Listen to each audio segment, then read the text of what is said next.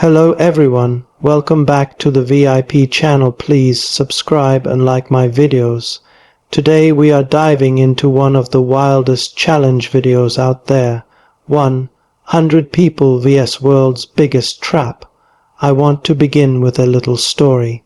Imagine stepping into a gigantic chamber, surrounded by 100 people. The lights flicker, the ceiling starts to descend, and you know, only one will make it out. You feel the pressure, the adrenaline, the fear, and you wonder, how far would you go to escape? That's exactly the stage that this challenge sets, and we're about to unpack it from every angle. Let's talk exterior. The setup is monumental, the trap environment is massive. It looks like a giant warehouse or hangar, with high ceilings, industrial girders, huge lighting rigs and cameras everywhere. From the outside you can tell this is more than just a game, it's a production. The trap appears menacing, ominous, the ceiling lowering, mechanical elements, visible countdowns, flashing lights. The contestants arrive in large numbers, 100 people all at once, and the environment makes it obvious that this isn't a casual competition. It's built for scale and spectacle. The shells of the trap, the huge structural supports, the steel frames overhead, the warning lights, the cameras swooping around. You get the sense right away that this is big budget entertainment, engineered to look and feel like a high-stakes film set, not just a YouTube challenge. The exterior framing makes clear you are entering something you cannot fully anticipate. The lighting, the architecture of the trap, the visible machinery, it all says danger and epic scale. Now let's move into the interior, and this part I'll go long because it's fascinating. Once inside, the contestants face an environment that combines theatrical design and game mechanics. The ceiling-lowering trap, you see massive metal plates, hydraulic pistons pushing downward, heavy chain rigs, indicator lights buzzing. The floor may have tiles or panels that shift. The walls may have moving parts, and above you the roof section seems ready to collapse, or at least give the impression of doing so. The interior feels cold, metallic, claustrophobic. The lighting throws long shadows. The contestants stand in wide sweeps, and you feel the emptiness of the space around them. Cameras on rails run across, capturing the fear and motion from high and low angles, adding cinematic flair. Then you've got segments like a wide war's own area with paintball shooters, or a bridge build challenge, or a physically exhausting endurance piece, all inside the same expansive interior. The trap fits together like multiple rooms or zones within one monstrous set.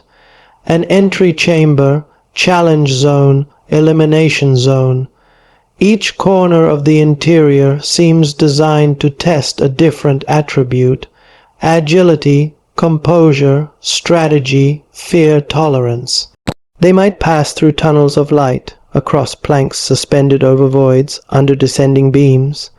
The atmosphere, the hum of machines, the electric buzz of lights, intermittent alarms or countdowns, echoing voices of the hosts, and the constant visual cue of elimination. People being out, and the set changing dynamically. The contestants move from zone to zone. The paintball wars own, where walls can block or open. The ceiling, closing trap, the final one. On one showdown inside the same warehouse arena. The interior changes purposely, so you feel you're traveling from one phase of danger to another, but the overarching design remains unified, industrial, grand, menacing, cinematic. The audience watching feels like they're inside a film rather than a simple YouTube game. The energy inside is just constant, no quiet corners, always movement and spectacle. When someone falls, is eliminated, when doors slam, when spikes or foes. Bikes hover overhead. It all adds to the immersive interior. It's not just a stage, it's the trap itself, and that's what makes the interior so compelling. You're not just watching a game, you're inside a world built for tension. Moving on to performance. The contestant's performance in this video is multi-layered. First, there is the number 100 people initially. That in itself raises the stakes and increases the spectacle. Then the challenges demand different types of performance: speed, agility, mental calm, strategic thinking, alliance building, endurance. For example, in the paintball zone, a contestant's performance is measured by how they move, when they dodge, how they use cover, how they time their run when the green light goes on. In the bridge/rope zone, performance becomes about steady hands, balance, nerves under pressure. In the final showdown, performance becomes a mix of psychology and precision. Who picks whom, when to shoot, when to defend. The video places emphasis not only on the winners, but on the emotional journey. You see contestants sweating, panting, making decisions under pressure, revealing even their fear or hesitation. It's not perfect in that every eliminator is fair, but that's part of the entertainment. Performance under uncertain rules, shifting alliances, surprise outcomes. That variability is part of what makes this performance section thrilling. They have to adapt quickly, perform in unfamiliar setups, and constantly gauge risk vs reward. The hosts and camera crew accentuate the performance by zooming in on facial expressions, showing slow motion falls, capturing the aftermath once someone fails. So this is not simply who runs fastest, but who can handle the environment, handle the surprise mechanics, and stay mentally in the game when everything is stacked against them. From that perspective, the performance dimension is strong. Large field, high stakes, varied challenges, emotional tension. Let's cover safety features. Even though the video presents something that looks perilous, clearly there are safety protocols behind the scenes, although not always fully detailed. For example, the descending ceiling must have sensors or kill switches. The paintball shooters are likely using safe projectiles. The bridge and rope zones have fall prevention or soft landing zones. There are probably medical staff on standby, safety harnesses off, camera and cameras capturing from safe distances. Many audience comments note that while it appears dangerous, there is backstage engineering ensuring no real harm. For example, participants mention in comment threads that while the ceiling looks like it's going to crush them, it's a staged effect. In the discussion thread on Reddit, a user said, "The traps felt more creative as well." That suggests the production quality is high and supports the safety engineering. Also, the fact that 100 participants are involved means logistics and safety must have been heavily managed. So while the on-screen tension is real, off-screen safety layers ensure it remains entertainment rather than genuine danger.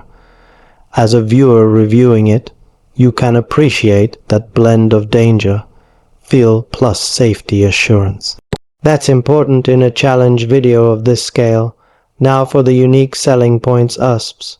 What makes this production stand out? First, scale. Having 100 contestants in one trap competition is rare, especially for a YouTube format.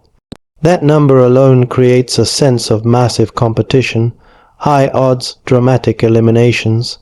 Second, variety. The video doesn't stick to one type of challenge, it transitions between zones, from descending ceilings to paintball arenas to rope, bridge challenges to a final heart-shooting showdown. That keeps viewers engaged throughout and reduces monotony. Third, cinematic production value. The exterior/interior design, lighting, camera work, editing all elevate the video into more than typical vlogs. It feels like a filmic spectacle. Fourth, emotional stakes. Because so many contestants start, you feel that every elimination counts. You feel for the participants. Fifth, the final one, on one elimination mechanics mixed with alliances and strategy. This adds a layer beyond pure athletic performance. It introduces psychology, negotiation, risk-taking. Sixth, viral appeal and shareability.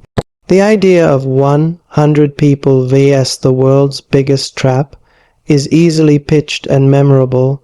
It sparks curiosity. How could 100 people survive? What will the trap be? Who will win? That's perfect for social shares and click-throughs. These USP combine to make the video stand out in a crowded field of challenge-based content when it comes to price in the sense of investment and rewards. While this isn't a product you buy, the video's cost is implicitly high.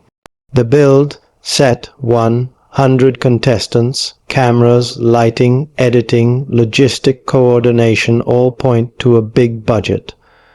On the reward side, the contestants are likely competing for a large prize. The video description suggests $100,000 trophy in earlier drafts, and the viewer gets high entertainment value.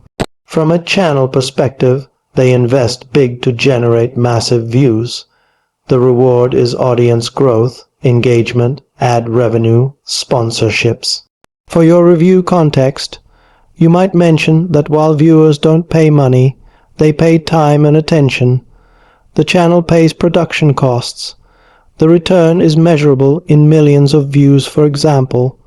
The video is already reported to have tens of millions of views shortly after release. So the price is high, budget production. The reward is huge entertainment and platform monetization. Finally, the conclusion. In all, 100 people vs world's biggest trap is a standout piece of challenge entertainment. It combines scale, variety, production polish, emotional stakes, and clever game mechanics to deliver something that keeps you watching from start to finish. The set design and trap architecture are immersive and create genuine tension, while behind the scenes safety is sufficient to keep it in the thrill entertainment category rather than actual peril. For fans of high-stakes YouTube content, this is a must-watch. If there is a critique, it may be that with such large numbers and so many mechanical zones, some segments feel fast-paced or slightly less personal. You may not always feel connected to each contestant.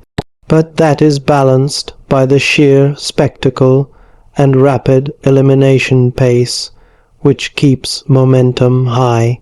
For your own channel, especially if you're producing dramatic content, there are lessons here. Scale matters, variety matters, production value matters, and the hook, 100 people vs biggest trap, sells itself.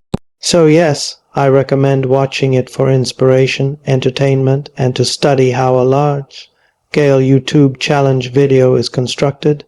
That's all for today's review. If you enjoyed this breakdown, remember to hit that like button, subscribe, and ring the bell so you don't miss my next reviews. Thanks for watching, and I'll see you in the next one.